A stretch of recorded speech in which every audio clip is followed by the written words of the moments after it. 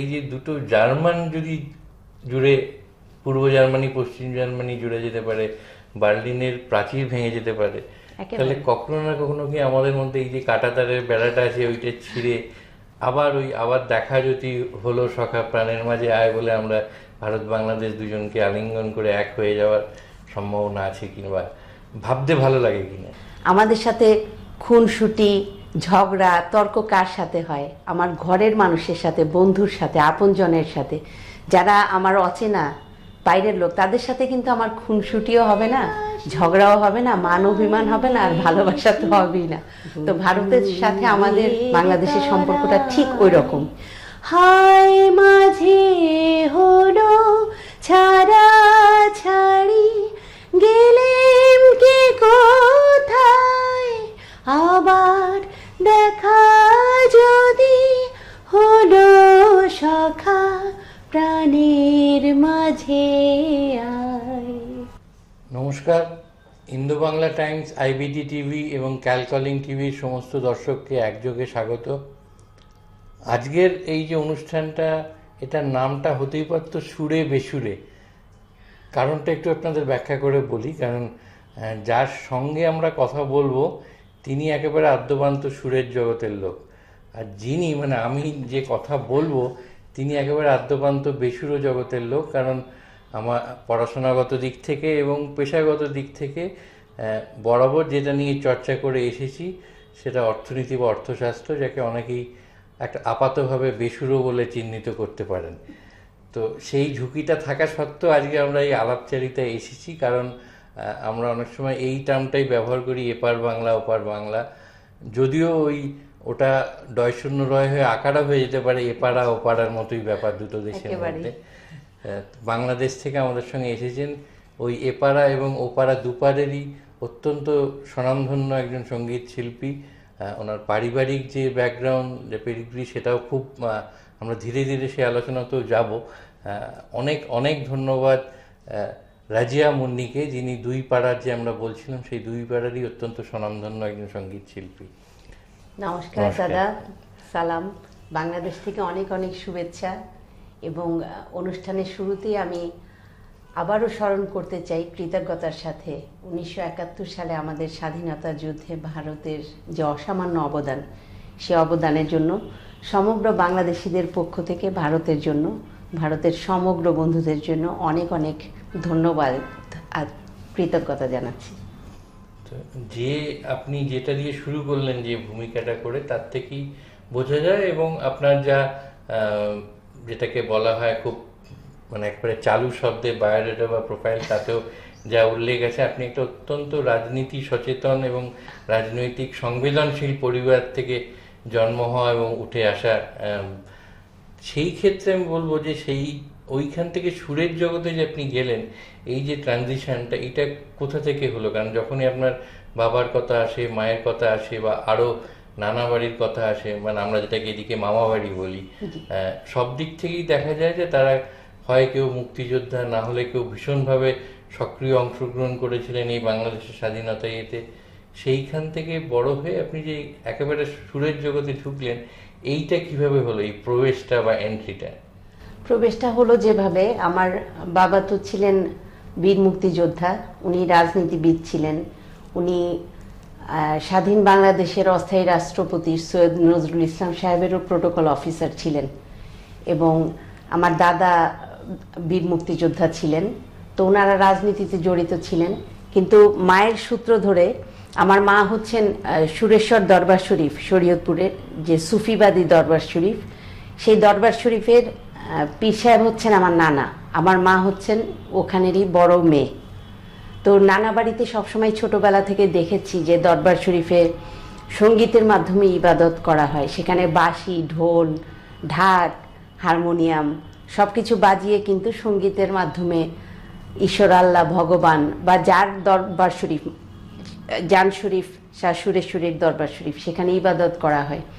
তো গানের প্রতি ভালোবাসা বা সম্পৃক্ততা এসেছে মায়ের পরিবার থেকে। আর রাজনীতি বা দেশের প্রতি যে ভালোবাসাটা, এটা দাদাকে, বাবাকে দেখে জন্মগতভাবেই পেয়েছি, এবং ছোটবেলা থেকে বাবার মুখে শুনে শুনে বড় হয়েছি যে আমাদের স্বাধীনতা যুদ্ধে ভারত কি অবদান রেখেছিল। এই এই যে অবদান ভারতের স্বাধীনতা যুদ্ধে আমাদের, এটা সত্যিকার বন্ধু ছাড়া কখনোই সম্ভব না। এবং আমি যেটা মনে করি নিরপেক্ষভাবে, যে বাংলাদেশের জন্য ভারতের চেয়ে শ্রেষ্ঠ কোনো বন্ধু নেই। এটা শুনতে হয়তো অনেক ক্ষেত্রে অনেকের কাছে দ্বিমত পোষণ করতে পারেন অনেকে, কিন্তু আমি একটা কথাই বলবো, যে আমার খারাপ সময়টা যে আমার পাশে থাকবে তার চেয়ে শ্রেষ্ঠ বন্ধু আমার জন্য কেউ না। আর বাবার মুখেই শুনেছি ছোটবেলা থেকে যে ভারত কি অবদান রেখেছিল, কারণ আমার বাবাও বীর মুক্তিযোদ্ধা ছিলেন, সংসদ সদস্য ছিলেন। সেই সূত্র ধরেই রাজনৈতিক পরিবারের সম্পৃক্ততা থাকা সত্ত্বেও সঙ্গীতেও সম্পৃক্ত হয়ে গেছি। মানে সেটা মূলত মামার বাড়ির বা নানা বাড়ির দিক থেকে, জি। যেহেতু সুরের মাধ্যমেই ইবাদত করা হতো আপনি বলেন। আর আমার মাও গান করতেন, নানা বাড়িতে সবাই গান করতেন, তাদের দেখেই অনুপ্রেরণা পাওয়া ছোটবেলা থেকে। এমনিতে একটা বাঙালিদের সম্বন্ধে, মানে যখন আমি বাঙালি বলছি তখন আমি কিন্তু দুই বাংলাকে এক করেই বলছি। যেটা বলা হয় যে ওই ঢিল ছুড়লে যে কোনো বাঙালিকে সে কোনো না কোনো সময় কবিতা লিখেছে, কোনো না কোনো সময় গান গেয়েছে, মানে তার ভেতর থেকেই যেন এই ব্যাপারগুলো আসে এরকম একটা। কিন্তু আমার খুব ভালো লাগলো, আপনারা লক্ষ্য করেছেন কিনা জানি না, সাধারণত আমরা যে ভাষায় কথা বলি বাংলাটায়, আপনি যে শব্দগুলো হারিয়ে যেতে বসেছে, যেমন আপনি সম্পৃক্ত শব্দটা ব্যবহার করলেন, যেটা খুব কানে বাজলো, একটা খুব সুরেলা শব্দ, অথচ ব্যবহার থেকে প্রায় হারিয়ে যেতে বসেছে। তো ওই বাংলা ভাষাটাকে ধরে রাখাটাও একটা ব্যাপার, এবং অবশ্যই যে শব্দগুলো যেমন লস্ট রেসিপি হয়, তেমনি লস্ট ওয়ার্ডসও কিছু কিছু আছে, একেবারে। সেগুলোকে ধরে রাখা। তো আপনি যেহেতু বললেন যে আপনার ওই মামার বাড়ি বা নানা বাড়ি থেকেই গানটা আসা, তো মূলত কি তাহলে সুফি গান থেকেই আপনার শুরুটা, না? সুফি গান থেকে আমার শুরু না। আমি ছোটবেলা থেকে তালিম নিয়েছি ওস্তাদ আক্তার সাদমানির কাছে 6 বছর উচ্চাঙ্গ সঙ্গীতের উপর। তারপর ভারতের হাই কমিশন, বাংলাদেশে নিযুক্ত ভারতীয় হাই কমিশনের যে অঙ্গ সংগঠন আইজিসিসি, ইন্দিরা গান্ধী কালচারাল সেন্টার, সেখানে আমি 3 বছর হিন্দুস্তানি ক্লাসিক্যাল ভোকাল মিউজিকের তালিম নিয়েছি শ্রী সন্তোষ কুমার মিশ্রা গুরুজি এবং শ্রীমতী স্বাগতা মুখার্জি গুরুমার কাছে। আর সুফি গানটা তো আসলে আনুষ্ঠানিকভাবে তালিম নিয়ে নিই, সেটা মায়ের কাছ থেকে, নানা বাড়িতে মামারাও গান করতেন, ওখান থেকে শুনে শুনে পারিবারিকভাবেই নিজের মধ্যে সৃষ্টি হয়ে গেছে। সুফিটাকে বোধহয় বলাও হয় যেটা খুব সহজাত, মানে একটা ন্যাচারাল অর্গানিক প্রসেসেই ভেতর থেকে উঠে চলে আসে, মানে নিজের ছোটবেলা থেকে যে দেখতে দেখতে শিখতে শিখতে নিজের মধ্যেই রপ্ত হয়ে গেছে। তো এই যে গানের তালিম নিতে গেলেন, উচ্চাঙ্গ সঙ্গীত, ঠিক কত বছর বয়সে আপনার এই তালিম নেওয়া বা যেটাকে আনুষ্ঠানিক শেখা বলা হয়, ওই শেখাটা শুরু হলো? সেই শেখাটা আমার হয়েছে অনেক দেরিতে। আমি অন্যদের মতো একেবারে 5 বছর বয়স থেকে গান করি, কিন্তু তালিম যখন নিয়েছি তখন আমি মোটামুটি 15-16 বছর, কিন্তু গান শেখা ওই 6-7 বছর থেকেই। আর সেটা তালিমটা যথেষ্ট কম 15-16 বয়সে। বছর থেকে। জি, আমার হাতে খড়ি ওস্তাদ আক্তার সাদমানির কাছে। তো যেহেতু আমি শুরুটাই করেছিলাম সুরে বেসুরে, আমি একতরফা বেসুরো কথা না বলে গিয়ে একটু আপনার প্রথম দিকের শেখা একটু গান, যেগুলো সেগুলো ধ্রুপদী হতে পারে, উচ্চাঙ্গ সঙ্গীত হতে পারে, কিছু কি মনে আছে কি ধরনের গান দিয়ে একদম গানের জগতে প্রবেশ করেছিলেন? হ্যাঁ, গানের জগতে একটু প্রবেশ, আমাদের অল্প যদি একটু শোনান। গানের জগতে প্রবেশ করেছি ছোটবেলায় নজরুল সঙ্গীতও করতাম, তারপর উচ্চাঙ্গ সঙ্গীত করেছি ওস্তাদজির কাছে, এরপর সুফি গান, আধুনিক গান, চলচ্চিত্রে গান করেছি। তো এখন কি সুফি গান শোনাবো? হ্যাঁ, শোনান না। সুফি গানের মধ্যে আমার অ্যালবাম রিলিজ করেছিলাম 2012 সালে। সেখানে 2টো হিন্দি গান আর 8টা রয়েছে বাংলা গান। সেখান থেকেই হিন্দি এবং বাংলা দুটো থেকেই ছোট করে একদম। শোনাচ্ছি। হুম। নিদয়াল নিষ্ঠুর জালাল রে, রইলা কত দূর, তোমার লাগি কান্তে গো কান্তে ভাঙলাম গলার সুর রে। নিদয়াল নিষ্ঠুর জালাল রে, সুরেশ্বরে থাইকা গো তুমি বাসিত মারো টান, বাঁশির ধ্বনি শুই না হইয়া যাই আমি, ও হয় রান রে, নিদয়াল নিষ্ঠুর জালাল রে। এই গানটি আসলে জালাল নুরি হচ্ছেন আমার নানা যান। আচ্ছা, আমার মা ওনারই বড় সন্তান। তো এই গানটি ছোট করে শোনালাম, গানটি অনেক বড়। এটি সুফি গানের অ্যালবামেরই একটি গান। আরও হিন্দি যে দুটি গান আছে আমার সুফি গানের, সেখান থেকেও একেবারে ছোট করেই শোনাচ্ছি। मेरे अंदर आदम हवा, हवा ने बताया जानो आया, जानो प्यारा ये जग प्यारा, सब कुछ प्यारा हो गया। मेरे अंदर आदम हवा, जान पे जान मिलाते रहो, दीदारे मोहब्बत करते रहो, सुर बन जाए सूर का सागर, स्वर बन जाए सूर का सागर, शहंशाह जानो नूरी कहता है, मेरे अंदर आदम हवा, हवा ने बताया जानो आया। অপূর্ব, মানে একটা মহল তৈরি করে দেয় আর কি এই গানগুলো। মানে এর মধ্যে যেরকম বাঙালি যখন আমরা সবাই রবীন্দ্রনাথকে নিয়েই বড় হই, তার মধ্যে যেরকম প্রেম পর্যায়ের গান আছে, প্রার্থনা পর্যায়ের গান আছে, পূজা পর্যায়ের গান আছে। তো এই সুফি গানগুলো শুনলে মনে হয় এর মধ্যে কোথাও না কোথাও যেন যেমন প্রার্থনা আছে তেমনি একেবারে প্রেমও আছে, এবং সেগুলো একদম খুব ব্যবহারিক জগৎ থেকে উঠে আসা প্রেম এবং প্রার্থনার গান। যেরকম শব্দ এবং শব্দবন্ধনগুলোর মধ্যেও সুরের যে লালিত্য, সেটা কিন্তু শব্দগুলোই গড়ে দিচ্ছে। মানে যেভাবে ফ্লোটা হচ্ছে, এটা খুব সিমলেস ফ্লোয়িং একটা ইয়ে। হ্যাঁ, সুর সুর আর কথা সব মিলে একেবারে মনে হয় যে পূজা পর্যায়ের একটি গান। তো এই যে ধরুন যেটুকু আপনার এখনো পর্যন্ত যাত্রাপথ সঙ্গীত জীবনের, তাতে অনেক ধরনের গান গিয়েছেন। আমি দেখছিলাম যে সুফি যেমন আছে, নজরুল গীতির কথা আপনি বললেন, বা সিনেমার জন্য গান গেয়েছেন, ওখানের অত্যন্ত জনপ্রিয় শিল্পীদের সঙ্গে ডুয়েট গানও গেয়েছেন। তো এর মধ্যে আপনার নিজের মনকে কোন ধরনের গান সবচেয়ে বেশি নাড়া দেয়, বা গিভেন এ চান্স কোনটা আপনার জন্য সবচেয়ে ভালো লাগে, কোন ধরনের গান? আমার সব ধরনের গানই ভালো লাগে, তবে নাড়া দেয় যদি একেবারে নিরপেক্ষভাবে বলতে চাই, তাহলে দেশের গান নাড়া দেয় নিজের মনকে। আর তাছাড়া যেগুলো প্রেম পর্যায়ের গান, ফিল্মে যে রোম্যান্টিক গান করেছে আমার মৌলিক গান আমাদের দেশের কিংবদন্তি শিল্পী এন্দ্র কিশোরের সাথে, সেই গানগুলো ভীষণ নাড়া দেয় হৃদয়ে। মানে এটা কোনো বিশেষ কারণ, যেগুলো না জাস্ট কিছু কিছু ফিলিংস, অনুভূতি আসে একদম ভেতর থেকে জাস্ট আসে? আসলে এর কোনো সংজ্ঞা বা ব্যাখ্যা আমার কাছে নেই, ভালো লাগার জায়গা থেকেই। মানে মনকে তো আসলে দেশের প্রতি আমাদের ভালোবাসা, মানুষের প্রতিও ভালোবাসা, সব ভালোবাসার জায়গা কিন্তু এক জায়গায় যেই থেমে যায়।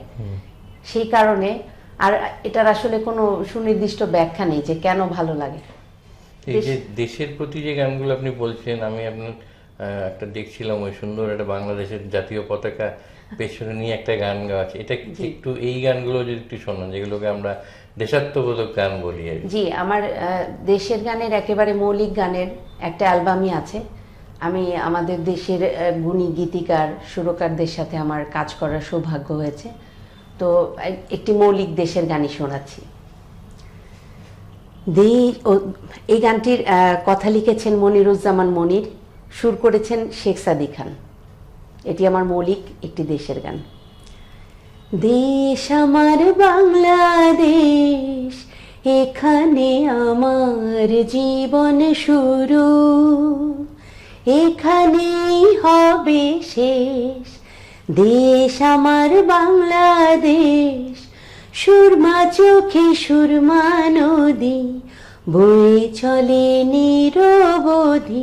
সবুজের বুকে গোধূলির আলো, যেন কবিতার রেশ।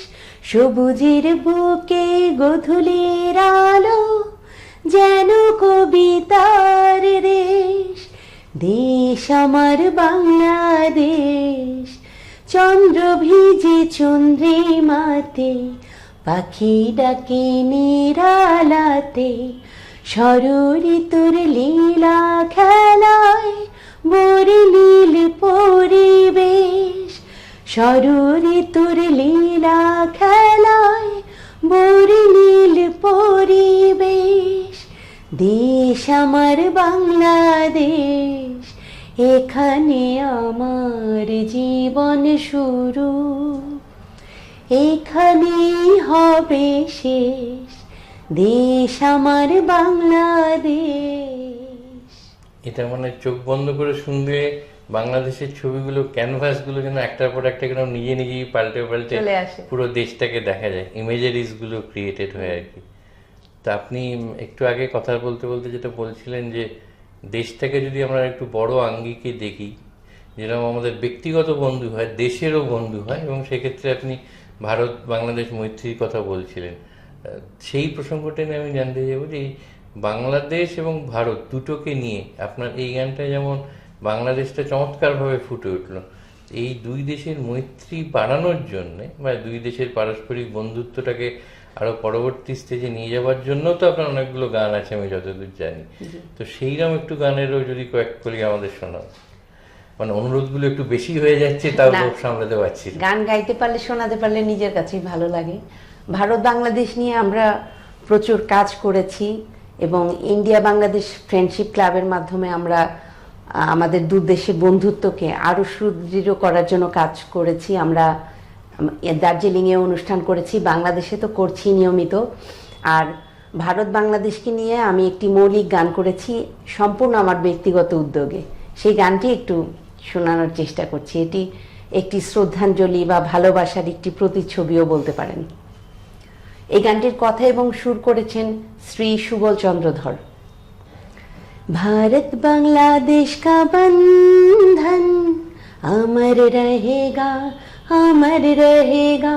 जो भी डाले बुरी नजर, जो भी डाले बुरी नजर, हम दोनों देश साथ रहेगा। भारत बांग्लादेश का बंधन अमर रहेगा, अमर रहेगा। 1971 যুদ্ধের মাঠে পাশে ছিল ভারত। শিখ সেনার মুক্তি সেনারা এনেছে স্বাধীনতার পথ। আমাদের এই ভালোবাসা अमर रहेगा, अमर रहेगा।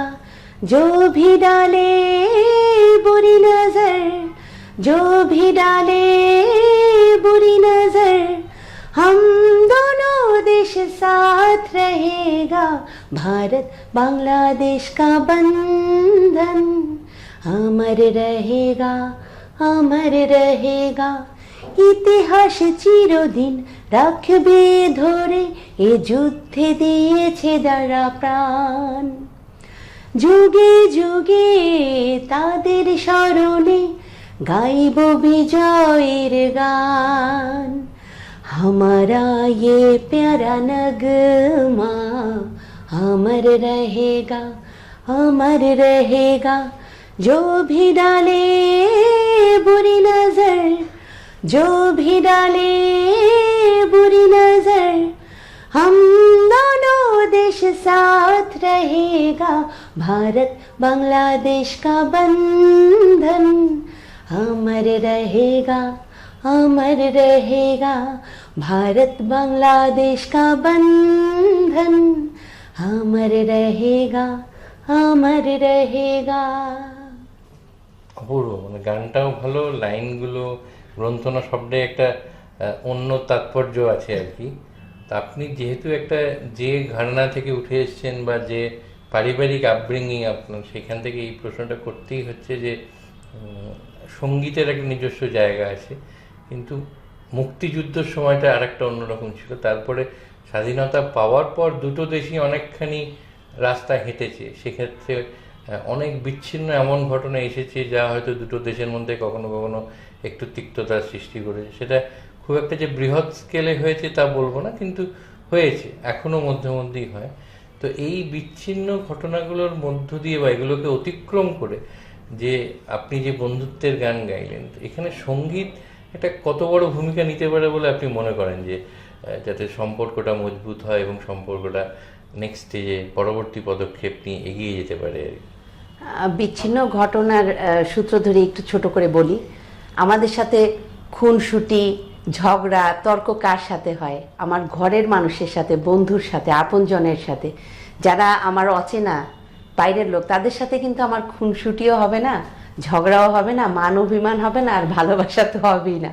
তো ভারতের সাথে আমাদের বাংলাদেশের সম্পর্কটা ঠিক ওই রকম, যে ছোট ছোট তুচ্ছ বিষয় বা অমীমাংসিত ইস্যু যেগুলোকে বলা হয় মিডিয়াতে, এগুলো আসলে আমাদের দু দেশের আর্থিক সম্পর্কের তুলনায় খুবই তুচ্ছ। এবং ঘরের মানুষের সাথেই ঝগড়া হবে, বন্ধুত্ব হবে, আবার পর মুহূর্তে কিন্তু আমার একটা খারাপ সময় এলে বা আমার বন্ধুর খারাপ সময় এলে আমরাই একে অপরের পাশে থাকবো, অন্য কেউ আসবে না। তো এই সূত্র ধরে আমি একটি কথা বলতে চাই যে এই যে গানের যে ভূমিকা, সঙ্গীতের যে ভূমিকা, এর চেয়ে আমার মনে হয় অন্য কিছু বড় ভূমিকা রাখতে পারে না দু দেশের বন্ধুত্বকে সুদৃঢ় করার জন্য। সেটার কারণ হচ্ছে এটা, ধরেন আমরা যখন কোনো সেমিনারে বক্তব্য করি বা টক শোতে কথা বলি, অনেক সময় কিন্তু সব মানুষ শুনতে পছন্দ করেন না, কিন্তু আমরা যখন গানে গানে সুরে সুরে দু দেশের বন্ধুত্বের কথা বলবো বা কিছু আমরা বাণী আমরা প্রচার করার চেষ্টা করব, তখন আমাদের যারা দর্শক তারা কিন্তু, যদি ওই কথাগুলো তাদের অত মনের মতো নাও হয়, তাও গানের কথাটার জন্য, সুরটা সুন্দর সেজন্য, অথবা যে গাইছেন তার প্রতি একটা ভালো লাগা, ভালোবাসা থেকে কিন্তু শুনবেন। এতে করে কি হলো, আমাদের এই যে বন্ধুত্বের কথাগুলি কিন্তু তার কানে গেল, মাথায় গেল, মনের মধ্যে বসে গেল। এই জন্য আমি মনে করি যে সঙ্গীতের ভূমিকা দু দেশের বন্ধুত্বকে এগিয়ে নিয়ে যাওয়ার জন্য সবচেয়ে বেশি। এবং আমরা সেই সূত্র ধরে কিন্তু ইন্ডিয়া বাংলাদেশ ফ্রেন্ডশিপ ক্লাবের মাধ্যমে আমরা বছরে কমপক্ষে 3-4টি সাংস্কৃতিক অনুষ্ঠান করি। সেখানে আমরা ভারত থেকেও কিন্তু বন্ধুদের আমন্ত্রণ জানাই এবং আমরাও নিজেরা গান করি ভারতকে নিয়ে, এবং ভারতের অতিথিরা প্রচুর আমাদের অনুষ্ঠানে আসেন, তাদেরকে আমরা আমন্ত্রণ জানাই। দুই দেশ মানে কি, দুটি দেশের মানুষের বন্ধুত্বই কিন্তু দু দেশের বন্ধুত্ব। তো আমি মনে করি সংস্কৃতি, বিশেষ করে সঙ্গীতের মাধ্যমে যেভাবে আমরা আমাদের বন্ধুত্বকে সুদৃঢ় করতে পারি, এটা অন্যভাবে সম্ভব নয়।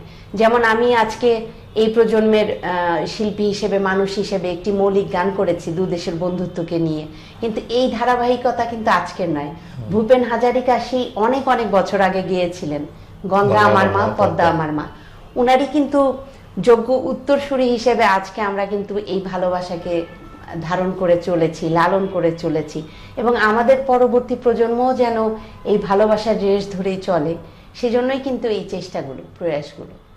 আপনি খুবই সুন্দরভাবে ব্যাখ্যা করেছেন, কিন্তু দুটো আঙ্গিক আছে। একটা হচ্ছে যখন দেশ টু দেশ হয়, তখন দুটো দেশের মধ্যে কিন্তু ওভারঅল সম্পর্ক বরাবর ভালোই গেছে, কিন্তু দেশের মধ্যে আপনি আবার বলেছেন যে মানুষের সম্পর্কটা অ্যাকচুয়ালি দুটো দেশের মধ্যে সম্পর্ক। দেখা যায় কোনো কোনো সময় হয়তো সেটা খুবই ক্ষুদ্র অংশ, কিন্তু সেই ক্ষুদ্র অংশই এরা সমস্যা তৈরির চেষ্টা করে। তো যেমন দুটো দেশের মধ্যে সম্পর্কটাকে সুদৃঢ় এবং মজবুত করার জন্য সঙ্গীতের ভূমিকা আছে, তেমনি দেশের মধ্যেই ওই যে ক্ষুদ্র অংশটা, তাদেরকে আবার সঠিক পথে নিয়ে আসার ক্ষেত্রেও একটা সঙ্গীতের ভূমিকা থাকা উচিত। অবশ্যই, কারণ সঙ্গীতের মধ্যেই যদি শব্দটাকেও ভাঙেন, ওই সঙ্গী কথাটা আছে, ওই সঙ্গী হিসেবেই আমরা যদি যেতে পারি, সেটা দু দেশের পক্ষেই ভালো। আপনি ভূপেন হাজারিকার কথা বললেন, তাই আমি জিজ্ঞেস করছি, ওই ধরনের কোনো গান কখনো গাওয়ার, যার মধ্যে একটু ভাটিয়ালি ব্যাপার আছে, বা বাংলাদেশের যে বিখ্যাত বাউল গান, এই ধরনের কোনো গান কখনো গেয়েছেন? বা করেছি আমি লালন লালন সাহেব গান লালনের করেছি, গান। বাউল সম্রাট আব্দুল করিমের গান করেছি। এই গানগুলো তো সবসময় গাওয়া হয়। তো লালন সাইজির গান করেছি, সেই গান সেখান থেকেও ছোট করে একটু শোনাচ্ছি। মিলন হবে কত দিনে, মিলন হবে কত দিনে, আমার মনের মানুষের সনে, আমার মনের মানুষের সনে, চাতক প্রায় নিশি চেয়ে আছে কালো শোষে, হব বলে চরণ দাসী, হব বলে চরণ দাসী, ও প্রেম হয় না কপাল গুনে, ও প্রেম হয় না কপাল গুনে, আমার মনের মানুষের সনে, আমার মনের মানুষের সনে। এই যে গানটা, এটা মানে দুটো বাংলাতেই সমানভাবে জনপ্রিয়, এবং আজ এত বছর বাদে দাঁড়িয়েও শুনলে ভেতর থেকেই একটা কিরকম যেন অনুভূতি আসতে থাকে আর কি। আচ্ছা, কখনো কি মনে হয়েছে আপনার যে ধরুন এই লালন কুষ্টিয়ার মানুষ, আমাদের রবীন্দ্রনাথ ঠাকুরও কি অনেকদিন কুষ্টিয়ায় ছিলেন, এই যে দুজন তারা তাদের সুর, সঙ্গীত, শব্দ এই দুটো নিয়ে দুটো দেশের বোধহয় সবচেয়ে বড় ব্র্যান্ড অ্যাম্বাসাডার হয়ে যেতে পারতেন, এবং দুটো দেশকে একেবারে জুড়ে রাখতে পারতেন মানে অনাদিকাল পর্যন্ত। আপনি কখনো নিজে রবীন্দ্রসঙ্গীত গাওয়ার চেষ্টা বা শেখা বা গাওয়া এটা করেছেন? রবীন্দ্রসঙ্গীত আমি গেয়েছি বলতে ভালো লাগে, ভালোবাসার থেকে তো কবিগুরুর গান ছোটবেলা থেকেই শুনে শুনে আমাদের ভিতরে কবিগুরুর বাস হয়ে যায়। তো আমি আমার বিষয় রবীন্দ্রসঙ্গীত নয়, তারপরে সবসময় গাই, ভালো লাগে, সেই জায়গা থেকে আমি ছোট করে শোনানোর চেষ্টা করছি। পুরনো সেদিনের কথা ভুলবে কে রে, হায় ও সেই চোখের দেখা, প্রাণের কথা সে কি ভুলা যায়। আয় আর একটি বার আয় রে সখা, প্রাণের মাঝে আয়, মোরা সুখে দুঃখের কথা কব, প্রাণ জুড়াবে তাই। মোরা ভোরের বেলায় ফুল তুলেছি, দুলেছি দোলায়, বাজিয়ে বাঁশি গান গেয়েছি বকুলের তলায়। হায় মাঝে হলো ছাড়া ছাড়ি, গেলেম কে কোথায়, আবার দেখা যদি হলো সখা, প্রাণের মাঝে আয়। পুরনো সেদিনের কথা ভুলবে কি রে, হায় ও সেই চোখের দেখা, প্রাণের কথা সে কি ভুলা যায়। মানে আপনি যেহেতু আন্তর্জাতিক সম্পর্কের ছাত্রী ছিলেন এক সময়, স্নাতকোত্তর স্তর পর্যন্ত, এবং যখন রবীন্দ্রসঙ্গীত গাইতে বললাম তখন এমন একটা গান বাজলেন, এই রবীন্দ্রসঙ্গীতের মধ্যে যদি আপনি চোখ বন্ধ করে দুটো চরিত্রকে চিত্রিত করেন, ভারত আর বাংলাদেশ, যেন মিলে যাচ্ছে গানটা একেবারে। কোথাও, যে একই সঙ্গে আমরা সব কিছু করেছি এক সময়, মধ্যে একটা ছাড়াছাড়ি হয়ে গেছে। এবং এগেন ওই আপনি আন্তর্জাতিক সম্পর্কের ছাত্রী বলেই জিজ্ঞেস করছি, যে ধরুন অন্তত চিন্তা স্তরে, ভাবনা স্তরে বা কোনো না কোনো একটা লেয়ারে এই যে দুটো জার্মান যদি জুড়ে, পূর্ব জার্মানি পশ্চিম জার্মানি জুড়ে যেতে পারে, বার্লিনের প্রাচীর ভেঙে যেতে পারে, একেবারে। তাহলে কখনো না কখনো কি আমাদের মধ্যে এই যে কাঁটাতারের বেড়াটা আছে ওইটা ছিঁড়ে আবার দেখা যদি হলো সখা, প্রাণের মাঝে আয় বলে আমরা ভারত বাংলাদেশ দুজনকে আলিঙ্গন করে এক হয়ে যাওয়ার সম্ভাবনা আছে কিংবা ভাবতে ভালো লাগে কিনা? ভাবতে ভালো লাগে, শুধু তাই নয়, আমি একটা কথাই বলবো, আমাদের মাঝখানে যে কাঁটাতারের বেড়া আছে এটি শুধু তারের মধ্যে সীমাবদ্ধ। আমাদের হৃদয়ের ভালোবাসার যে সম্পৃক্ততা, সেখানে কিন্তু কোনো বেড়াজাল নেই, সেখানে কোনো ভিসার কোনো স্থান নেই, পাসপোর্টেরও কোনো স্থান নেই। সেখানে আমরা শুধু একটা জিনিসই বুঝি, একটা জিনিসই জানি, যে ভারত বাংলাদেশ এক আত্মা এক প্রাণ, শুধু দুইটি দেহ। দুই দেহ হওয়াতে আমরা ওখানে পড়ে আছি, আর আমাদের ভারতীয় বন্ধুরা এখানে পড়ে আছে। আর আমরা আনুষ্ঠানিকভাবে বা ভৌগোলিক সীমারেখার কারণে বা স্বাধীনতার কারণে আমরা দুই দেশের এই যে বন্ধন বা সীমানা, কাঁটাতারের বেড়া, কিন্তু মনের দিক থেকে কিন্তু আমাদের এক চুল পরিমাণ কোনো বিভাজন নেই। সেই ভৌগোলিক সীমারেখা কিন্তু একেবারেই মিলে গেছে। আর হৃদয়ের যে সম্পৃক্ততা, ভালোবাসার যে সম্পৃক্ততা, যেমন আমাদের অনেক আপনজন, পরিবারের অনেক সদস্য ইউরোপে থাকেন, আমেরিকা থাকেন, কিন্তু তারা কি আমাদের কাছ থেকে আদৌ দূরে? বাংলাদেশের মানুষের কাছে ভারতের বন্ধুরা ঠিক একই রকম। আর আমিও মনে করি যে আমাদের ভারতের বন্ধুদের কাছে বাংলাদেশ একই রকম। এবং আমার বাবারও যে ভীষণ প্রিয় ছিল এই ভারত, বিশেষ করে কলকাতা, কারণ স্বাধীনতা যুদ্ধের সময় উনি নেতৃস্থানীয় ছিলেন, বীর মুক্তিযোদ্ধা ছিলেন, উনি সার্টিফিকেট ইস্যু করেছেন মুক্তিযোদ্ধাদের। সেই সূত্রে কিন্তু স্বাধীন বাংলাদেশের অস্থায়ী রাষ্ট্রপতির প্রোটোকল অফিসার হিসেবে ভারতে ওনাকে থাকতে হয়েছে। তো তখন থেকেই বাবারও যে একটা ভালোবাসা ভারতের প্রতি, আমার মায়েরও যে একটা ভালোবাসা, সেই বিষয়টি কিন্তু আমার মধ্যে অবলীলায় কিন্তু মিশে গেছে।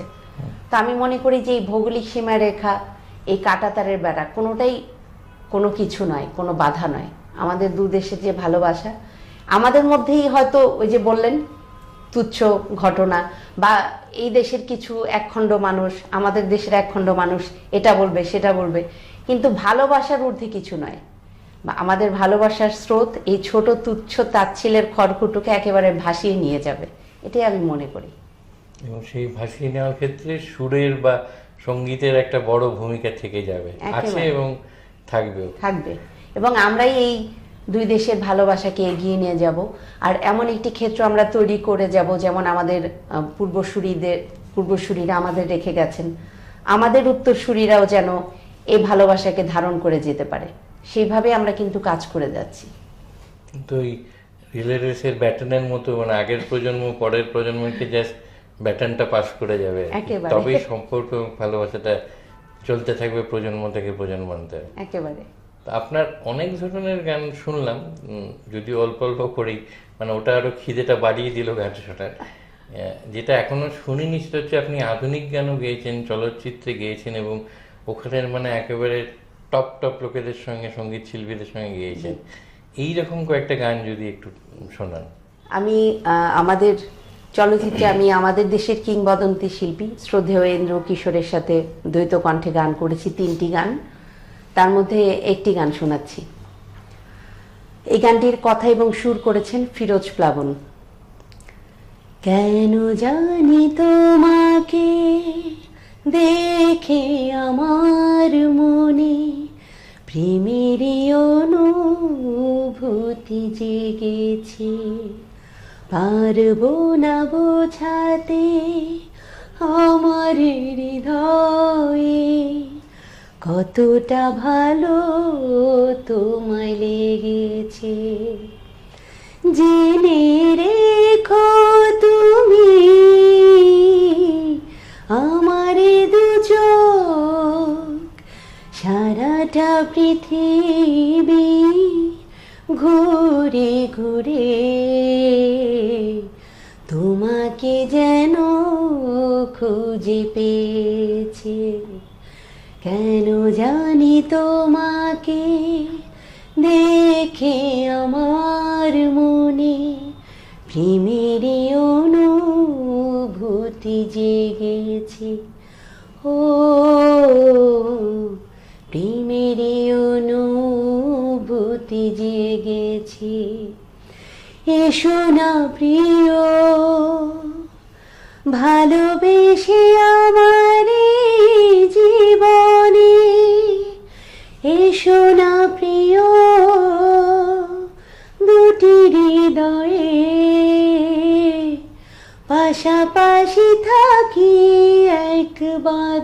জীবনে আ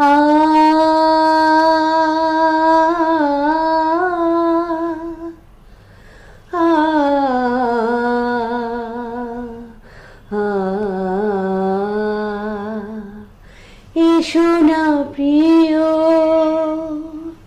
ভালোবেসে আমার এই জীবনে এসো না প্রিয় দুটি হৃদয়ে পাশাপাশি থাকি এক বাঁধনে বুক ভরা প্রেম আমার ডাকি তোমাকে স্বপ্নের স্বর্গটা সাজাতে কেন জানি তোমাকে দেখে আমার মনে প্রেমেরই অনুভূতি জেগেছে ও প্রেমেরই অনুভূতি জেগেছে। প্রথমে তো ধন্যবাদ, কারণ আপনি যখন দ্বৈত সঙ্গীত চুজ করলেন আমি একটু ভয়ই পেয়ে গিয়েছিলাম, কারণ দ্বৈত সঙ্গীতে দুজন লাগে। আপনি যদি বাই এনি চান্স অন্য সঙ্গতটা আমাকে দিতে বলতেন তাহলে একটা ভয়ানক বিপদ হতো। ভালোই হতো। তো যাই হোক, সেটা অন্য প্রসঙ্গ। কিন্তু দ্বিতীয় আমি যেটা জানতে চাইছি, ভারতবর্ষের চলচ্চিত্রেও কখনো গান গাওয়ার কথা ভেবেছেন বা কোনো সুযোগ এসছে? কারণ এই যেটা আমরা বারবার এতক্ষণ ধরে বলে আসছি, এত কাছাকাছি আমি এই গানটা শুনতে শুনতে মনে হচ্ছিল যে এরকম কত সুর একসঙ্গে আমার মনে বাজছে আর কি। মানে এখানেও এইরকম গানই অনেক হয়। তো সেইরকম কোনো সুযোগ এসছে বা সুযোগ এলে গ্রহণ করবেন কিনা এরকম কিছু ভেবেছেন? ভারতের চলচ্চিত্রে গান গাওয়ার ইচ্ছে আমার অনেক দিনের, সেই সুযোগ এখনো আসেনি। যদি আসে আমি নিজেকে ধন্য মনে করব। আর ভারতীয় গান, আমি হিন্দি ছায়াছবির গানগুলো আমি নিয়মিত, আমাদের যে অনুষ্ঠান হয় ইন্ডিয়া বাংলাদেশ ফ্রেন্ডশিপ ক্লাব, সেখানে আমি নিয়মিত করে থাকি এবং ভারতের দেশাত্মবোধক গান, ছায়াছবির গান করে থাকি। তবে ভারতের চলচ্চিত্রে যদি কখনো আমাকে ডাকা হয়, সুযোগ দেওয়া হয়, তাহলে আমার জীবন ধন্য হবে। এক কথায় বললাম এটা। এমনি ধরুন মঞ্চে গাওয়া আর ওই যেটা প্লেব্যাক সিঙ্গিং, এই দুটোর মধ্যে কোনটা আপনার ব্যক্তিগতভাবে পছন্দ? মঞ্চে গাওয়াটা বেশি পছন্দ, কারণ দর্শক যখন সরাসরি আমার গান শুনে সামনে থাকে, তাদের যে অনুভূতিগুলো আমি তাদের চোখে দেখতে পাই, মুখে দেখতে পাই, তাদের চাওয়াগুলো যখন তারা অনুরোধের মাধ্যমে জানায়, এর কোনো বিকল্প নেই। আর চলচ্চিত্রের গানটা তো অবশ্যই, চলচ্চিত্রের গানের মধ্যে আলাদা অভিনয় আছে কণ্ঠের, সেটা আলাদা একটা বিষয়। তবে দর্শকদের সাথে সরাসরি যে যুক্ত হওয়া, এটা আমাকে অনেক বেশি অনুপ্রাণিত করে, আকৃষ্ট করে। মানে সঙ্গীতটা যেমন একটা কলা, তেমনি আর একটা কলা ওই 16 কলার মধ্যে, যেটাকে মানে সঙ্গীতের পরিভাষায় বা কলার পরিভাষায় বলে আদায়। ওইটা মঞ্চে দাঁড়িয়ে আদায়টা বেশি লাগে, বেশি প্রকাশ করা যায়। ওয়ারাস প্লেব্যাক সিঙ্গিং এ সেটা অভিনেতা অভিনেত্রী করে তারা করেন, আমাদের তো শুধু কণ্ঠটা যায়। কিন্তু সেটা আরো ডিফিকাল্ট, কারণ আপনাকে ভাবতে হচ্ছে ও কি আদায়, কিভাবে ওটা করবে। তখন আমাকে তো আর রাজিয়া মুন্নি নিজেকে ভাবলে হবে না, তখন যে নায়িকার লিপে আমি করছি, আমাকে ভাবতে হবে যে আমি সেই নায়িকা। এবং ওই ছায়াছবির কাহিনীগুলো তো তখন আমাদেরকে ব্যাখ্যা করা হয় যে এই প্রেক্ষাপটে এই গানটি গাওয়া হবে। তখন আমি নিজে সেই চরিত্রটার মধ্যে ঢুকে যাই এবং সেভাবে চেষ্টা করি গাইতে। আর একটা আমার আজকে আপনাকে কাছে পেয়েছি বলে জিজ্ঞেস করছি, প্রশ্ন মনের মধ্যে অনেকদিনই ঘোরে, যে যারা গান তাদের দেখা যায় যে এই যে গান গাইতে বললেই কিরকম একটা অটোমেটিক স্পন্টেনিয়াস প্রসেসে গানগুলো পুরো বেরিয়ে আসে। মানে আমাদের হট করে ওরকম কিছু বললে কিন্তু সেরকম চট করে আসে না। কিন্তু এই যে আপনাকে কখনো রবীন্দ্রসঙ্গীত বলছি, কখনো বাউল বলছি, কখনো আপনি লালন সাহেবের গানে চলে যাচ্ছেন, এই যে স্পন্টেনিটিটা অফ পিকিং অ্যান্ড চুজিং একটা গান, সেই গানটা সাবলীলভাবে গেয়ে দেয়, এটা কিভাবে, মানে কি অভ্যাসজনিত না কি? মানে এই স্বতঃস্ফূর্ততার কারণটা কি?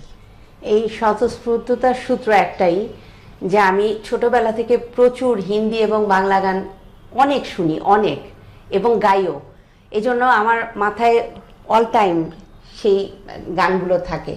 এজন্য কেউ যদি কোনো গান অনুরোধ করে, বাংলা হোক, হিন্দি হোক, বা নির্দিষ্ট কোনো বিষয়ের গান, যেমন আমি বললাম যে ভারতেরও অনেক দেশাত্মবোধক হিন্দি গানও আমি করেছি, যেগুলো চলচ্চিত্রের করেছি বলতে আমাদের অনুষ্ঠানে ইন্ডিয়া বাংলাদেশ ফ্রেন্ডশিপ ক্লাবের।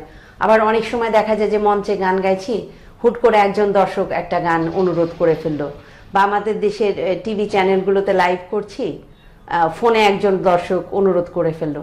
তো প্রচুর গান যখন শুনি এবং গাই, তখন ওটা মাথার মধ্যে এমনিতেই থাকে, বললে সেটা চিন্তা করতে হয় না, চলে আসে সাথে সাথে।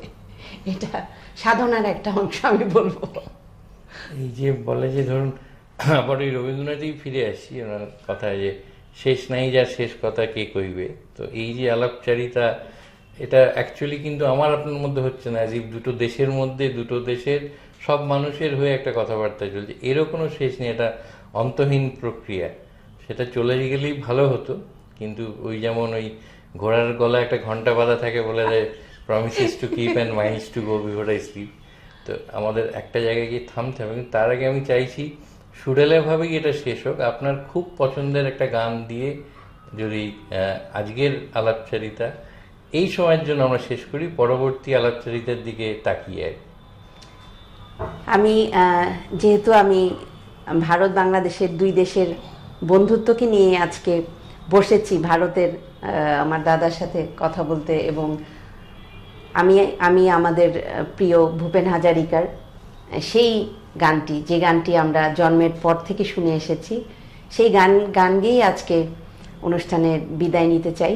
এবং আমি আন্তরিকভাবে আপনাদের সবাইকে, এই চ্যানেলকে ধন্যবাদ জানাচ্ছি, কৃতজ্ঞতা জানাচ্ছি আজকে আমাকে এখানে আমন্ত্রণ জানানোর জন্য। আমি সেই গানটি করছি। গঙ্গা আমার মা, পদ্মা আমার মা, ও আমার দুই চোখে দুই জলের ধারা, মেঘনা যমুনা। গঙ্গা আমার মা, পদ্মা আমার মা, এপার ওপার কোন পারে জানি না, ও আমি সবখানেতে আছি। গাঙের জলে ভাসিয়ে ডিঙা, ও আমি পদ্মাতে হই মাঝি। একই আশা ভালোবাসা, কান্না হাসির একই ভাষা, দোয়েল কোয়েল পাখির সুরে একই মূর্ছনা,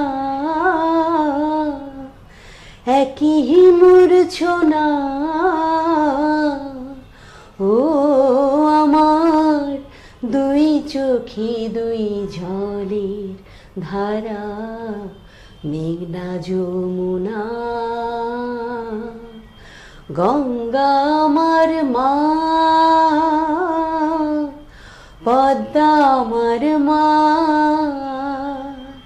ও আমার দুই চোখে দুই জলের ধারা, মেঘনা যমুনা।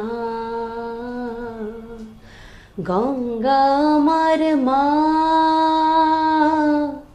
পদ্মা আমার মা।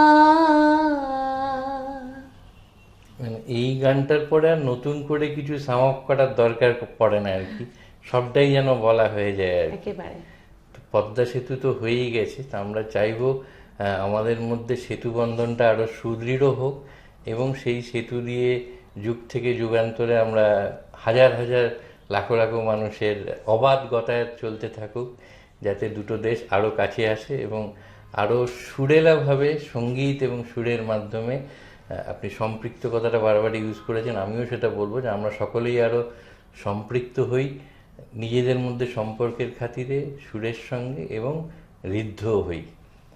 অনেক অনেক ধন্যবাদ আজকে আমাদের অনেক ধন্যবাদ দাদা আপনাকে। আর আমি আজকে এই অনুষ্ঠানের মাধ্যমে আমাদের বাংলাদেশ এবং ভারত দুই দেশের সরকার প্রধানদেরকে এই অনুরোধ করব যে আমাদের দেশে পদ্মা সেতু হয়েছে, পদ্মা আর গঙ্গার মধ্যে যেন একটি সেতু হয়ে যায়। আমরা সেই সেতু দিয়ে যেন এক দেশ থেকে আরেক দেশে আসা যাওয়া করতে পারি। এবং আমাদের আশেপাশের অনেক দেশ আছে যেসব দেশে কিন্তু আমরা বন্দরে যে ভিসা নেই, আমাদের ভারত বাংলাদেশ দু দেশের জন্য যেন বন্দরে ভিসা নেওয়ার যে নিয়ম, পোর্ট ভিসা যেটাকে আমরা ডিপ্লোমেসির ভাষায় বলি, সেই প্রথাটি চালু করা হয়। তাহলে আমাদের বন্ধুদেরকে যখন আমরা ইচ্ছা দেখতে পারবো, আসতে পারবো। আর দুই দেশের মধ্যে আসা যাওয়া যত বেশি হবে, আমাদের ভালোবাসা ততই সুদৃঢ় হবে। বাংলাদেশের পক্ষ থেকে ভারতের জন্য, ভারতের বন্ধুদের জন্য এবং এই চ্যানেলের জন্য আমার আন্তরিক ধন্যবাদ, কৃতজ্ঞতা জানাচ্ছি। ওই সিদ্ধান্তটা বোধহয় হয়েই আছে, জাস্ট সময়ের অপেক্ষা। একেবারে। জলপথে যেটা বন্দর ভিসা যেটাকে, সেটা আমরাও সকলে সেই আশায় আমরা রইলাম। এই বিষয়টা আরো আগে থেকেই চেয়ে এসেছি এবং অন্য দেশের ক্ষেত্রে হলে আমাদের দুই দেশের ক্ষেত্রে এটা কেন হবে না? আমরা তো চাইবো সবচেয়ে আপনি আমাদের পরবর্তী আলাপচারিতাটা হোক এমন ভাবে যেবারে আপনি নৌপথেই বা জলপথেই আসুন, আর আসতে পারি। এসে আপনার পরবর্তী সাক্ষাৎকারটা দিন। অবশ্যই দাদা, খুব ভালো সময় কাটলো আপনার সাথে। অনেক অনেক ধন্যবাদ অনেক আর ধন্যবাদ কৃতজ্ঞতা আপনাকে। আপনার প্রতি।